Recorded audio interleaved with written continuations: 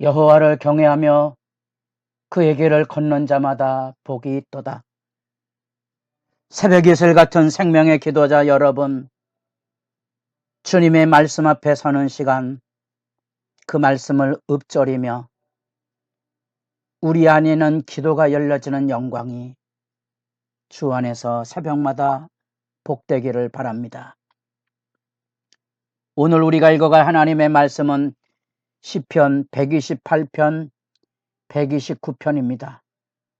5권의 배경이 포로 후기에 절망의 현실을 기도하고 있는 배경을 이루고 있습니다만, 그 안에 할렐루야 하나님의 통치의 영광을 내다보는 성전에 올라가는 노래의 단락을 지금 우리가 읽어가고 있습니다.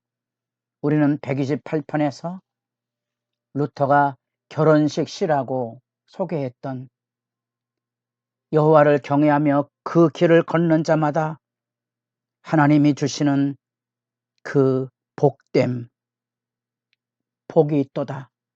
그 복이 있도다는 그 말 안에 이 세상을 살아가는 하나님의 백성의 그 은혜의 울타리, 그 은혜의 울타리를 지금 고백하고 찬양하고 있습니다. 5권의 배경을 잠시 대비시켜보면 어쩌면 우리가 살아가는 삶의 현실의 고단함, 아픔, 그러나 돌아보니 믿음대로 사는 길이 행복한 것이었구나. 그래서 믿음대로 살기를 권면하는 그 절절한 축원의 기도가 이곳에 담겨져 있는 거지요. 복되다는 말이 반복이 되고 우리에게는 지나가는 이야기처럼 들려지지만 손이 수고한 대로 먹을 것이라. 거룩한 노동의 분복이 얼마나 아름다운 것인지, 어쩌면 우리들이 손이 수고한 대로 먹지 못하는 세상의 불의와 착취와 압제, 우리가 겪는 경제 위기, 건강이 무너지는 것과 같은 삶의 수렁들이 곳곳에 배어 있지요. 믿음으로 살아가는 자들만이 그 안에서 하나님의 은총을 기억해낼 수 있고요. 그 믿음의 감사와 찬양이 우리 믿음의 길에 들려지고 있는 하나님의 선물입니다. 내게 주어진 모든 것에 대하여 하나님께 감사하며 살아갈 수 있는 삶, 그게 구원이라는 말이죠. 구원이라는 말을 다른 말로 표현한다면 풍요란 말로 대체할 수 있다 그랬습니다. 세상은 아무리 많은 것으로 가져도 욕망을 채울 길이 없기 때문에 수도 없는 결핍, 안달, 염려, 절망이 지배합니다. 즐거운 노동을 하고 하나님의 선물로 싹쓸 거두며 살아가는 삶, 행복한 여정이지요. 그것이 여기 여호와를 경외하며 그의 길을 걷는 자의 행복이고 평화고 은총입니다. 그 은총의 이야기들 안에 이제 가정의 축복의 아름다움을 내다보고 이어서 그 가정의 축복을 예루살렘으로 확장시켜가는 그 단락에 있습니다. 내 집 안방에 있는 내 안에는 결실한 포도나무 같으며, 복된 울타리를 지금 보고 있는 거지요. 내 식탁에 둘러앉은 자식들은 어린 감람나무 같으리로다. 번영과 평화가 이 가정 안에 아름다운 열매로, 그리고 하나님이 주시는 자녀의 복됨에 희망으로 가득 차 있는 그 아름다운 모습이 여기 있습니다.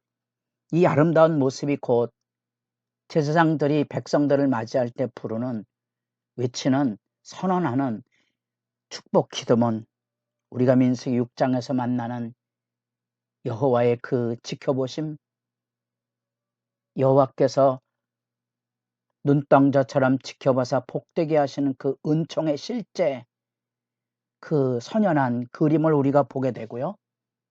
이 가정의 복됨이 시온으로, 예루살렘의 번영으로 자식의 자식을 보는 가정이나 한 민족의 번영을 우리가 지금 아름다운 노래로 기도를 익혀가고 있습니다. 어쩌면 현실의 고달픔 속에서 기도하기 어려운 부분입니다. 은혜가 넘치는 사람만이 쏟아낼 수 있는 복의 기도고 찬송이지요. 우리가 주님의 교회를 섬긴다고 말하는 사람들조차도 교회에 대해서 너무 할 말이 많은 거예요. 마음이 아프고 아린 거지요. 부부가 서로 사랑하며 살아야 되는데 서로 간에 할 말이 너무 많다는 거예요.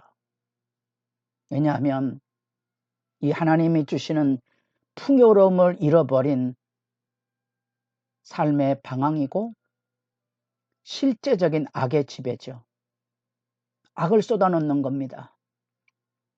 이런 아름다운 찬양과 노래를 통하여 하나님께 감사하는 법, 하나님이 주신 삶을 즐거워하는 법들을 돌아보는 기회가 될 수 있기를 바랍니다. 이제 129편으로 내려가면 그 처절한 인생의 현실 문제가 여기 나옵니다. 이스라엘은 이제 말하라. 이게 이제 신앙 고백이고 선포이고요. 증거이기도 한데요. 우리가 124편에서 이 구절을 한번 살펴본 적이 있습니다. 이스라엘은 이제 말하라. 여호와께서 우리와 함께 하지 않았다면 어떻게 우리가 그 어려움을 이겨냈을까? 비바람이 몰아치는 인생의 여정 안에 사람들이 올무를 놓아 우리를 무너뜨리게 하는 유혹과 시련과 탄압이 많은 현실 앞에 어떻게 살아남았을까? 그 감격의 찬양, 신앙 고백이 지금 여기도 나옵니다. 이스라엘은 말하라. 118편에는 하나님이 주신 은혜에 대한 고백처럼 여기는 인생의 삶 속에 하나님께서 우리를 어떻게 건져주셨는지 그 적대전 현실에 대한 하나님의 지속적인 보호가 여기 들려지는데 어릴 적부터 여러 번 괴롭혔습니다. 너무나 많은 비참한 삶의 현실들 우리가 마주대하며 겪어가며 우리가 만약에 믿음이 무너졌다면 이런 탄식이나 절규에 매달릴 뿐 아니라 이런 상처난 이 사람들 안에 미움과 증오와 원망과 저주, 한이 우리 안에 가득 차 있겠죠. 썩은 고름, 사람들을 만나면 사랑과 평화의 관계를 맺지 못한 채 이 썩은 고름이 냄새나는 이 적대적인 현실 아픔을 여러분 기억하십니까? 여기 보면 밭가는 자들이 내 등을 갈아 그 고랑을 길게 지었도다. 얼마나 아픈 이야기입니까? 혹독한 시련과 짓밟음, 등짝에다 밭을 갖는 그 무서운 악의 실체들, 우리가 말하는 등골을 빼먹는 착취와 압제 현실들이 우리들의 일상이 아니었을까요? 근데 그게 과거의 얘기만이 아니고 오늘날의 현실의 이야기이기도 하죠. 대한민국의 미래가 미국이라는 거대한 경제 제국이 병들어 더 이상 도움을 줄 수 없는 입장에서 등골을 빼먹는 것 같은 협상을 치러야만 되는 처절함이 오늘에도 있지요. 우리도 너무 경제 번영에 술 취해 있는 모습을 절규하듯이 느끼게 됩니다. 그런 대적의 현실 앞에 놀랍지만 여기 이스라엘은 말할 수 있어야 됩니다. 여호와께서는 의로우사 악인들의 줄을 끊으셨도다.